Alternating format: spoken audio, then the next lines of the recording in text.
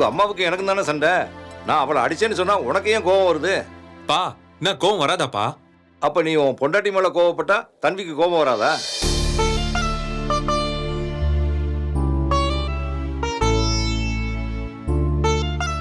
புரியுதா? தன்வி ஏன் கோபமா இருக்கான்னு இப்ப புரியுதா? அப்ப அந்த கோபம் போகணும்னா நீ சாரி கேட்க வேண்டிய இடம் தன்வியா வேதாவா?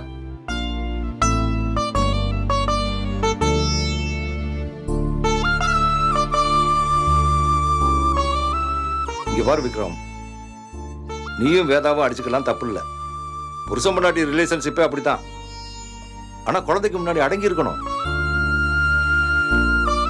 எங்க பிரச்சனை இருக்கோ அங்கே போய் சரி பண்ணு. தொலைச்ச இடம் ஒண்ணு, தேடுற இடம் ஒண்ணுன்னா தேடிக்கிட்டே இருக்க வேண்டியதுதான்.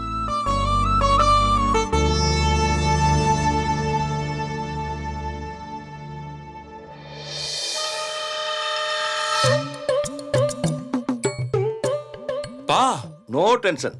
ஒரே இடத்துல வச்சு அவங்க அம்மா கண்டுபிடிச்சிடறான். அதான் மாத்தி மாத்தி வைக்கிறேன். சரி, நானும் சம்பந்தி மாடியில் இருக்கோம். அப்பா